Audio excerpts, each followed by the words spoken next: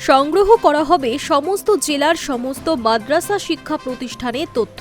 রাজ্যের সংখ্যালঘু বিষয়ক এবং মাদ্রাসা শিক্ষা দপ্তরের পক্ষ থেকে সমস্ত জেলা শাসককে এই নিয়ে নির্দেশিকা পাঠানো হয়েছে। এই নিয়ে মুখ খুললেন রাজ্যের নারী ও শিশু কল্যাণ এবং সমাজ কল্যাণ দপ্তরের মন্ত্রী অগ্নিমিত্রা পাল। তিনি স্পষ্ট করেছেন, নতুন সরকারের উন্নয়নে সামিল হোক সংখ্যালঘু সম্প্রদায়ের ছেলেমেয়েরা। কি জানিয়েছেন তিনি?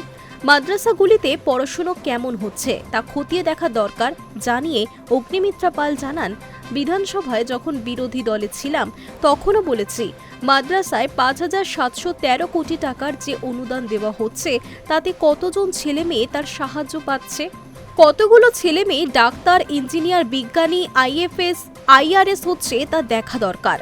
টাকাগুলো কোথায় যাচ্ছে, মাদ্রাসায় আধুনিক শিক্ষা দেওয়া হচ্ছে কিনা তাও দেখা দরকার। কারণ আমরা চাই বাংলায় নতুন সরকার যে উন্নয়নের রাস্তা নিয়েছে সেখানে সংখ্যালঘু সম্প্রদায়ের ছেলে মেয়েরাও যোগ দিক। একসঙ্গে আমরা বাংলাকে এগিয়ে নিয়ে যাব। বাংলার পালা বদলের পর তৃণমূলের সংখ্যালঘু ভোট ব্যাংকে ভাঙন ধরেছে বলে রাজনৈতিক মহল মনে করছে। তৃণমূলের সংখ্যালঘু ভোট ব্যাংকে ভাঙনের ফলে কি বিজেপির কোনো সুবিধা হচ্ছে?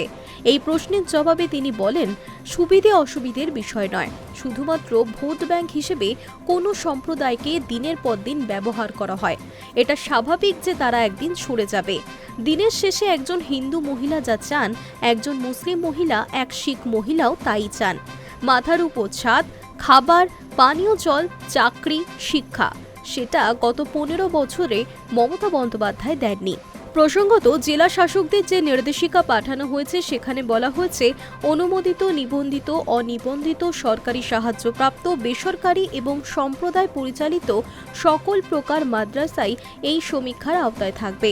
বর্তমানে কোন অবস্থায় রয়েছে শিক্ষা প্রতিষ্ঠানগুলি, কেমন পরিকাঠামো রয়েছে, শিক্ষাক্রম, ছাত্রছাত্রীদের তথ্য সহ বিভিন্ন তথ্য সংগ্রহ করা হবে বলে জানা যাচ্ছে।